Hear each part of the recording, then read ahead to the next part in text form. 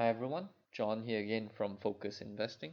I'm back again to talk about how to invest in dividend stocks part 2. Okay, so in this part 2, I'm going to talk about what happens when the stock has an increasing dividend or when the stocks have a decreasing dividends.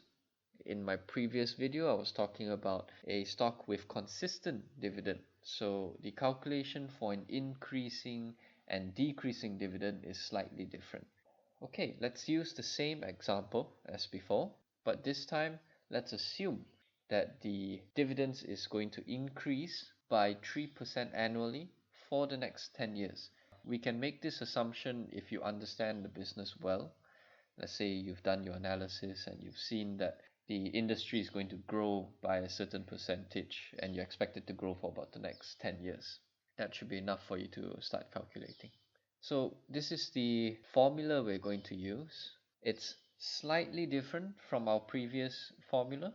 This time we're taking the dividends times by the percentage increase in the dividend. So in this case, it's 3% to the power of 10.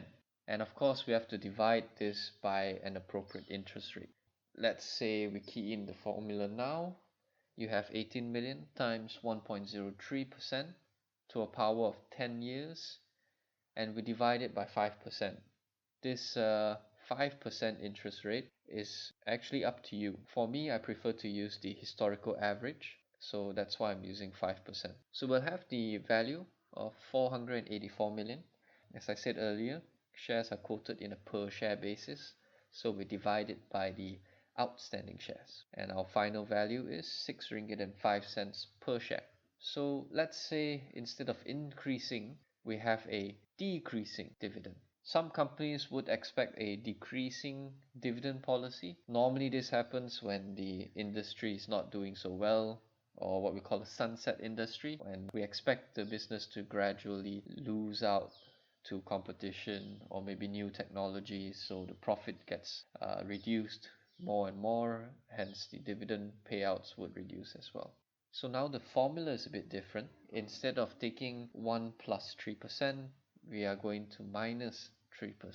Of course, we also have to divide by the interest rate. If you see here, there's a small change in our calculation. Previously it was 1.03, now it's 0.97. But the calculation is the same.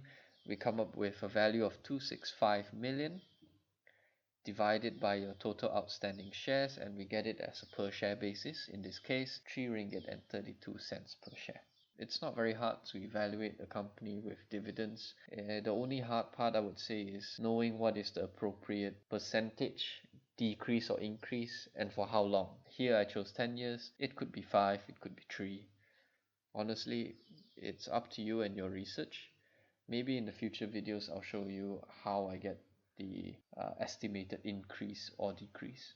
Well, for now, I just hope that you enjoyed the video and found it helpful. So if you did, like and subscribe, and follow me on my blog. I have one called Focus Investing. Link in the description below. I'll see you then. Ciao.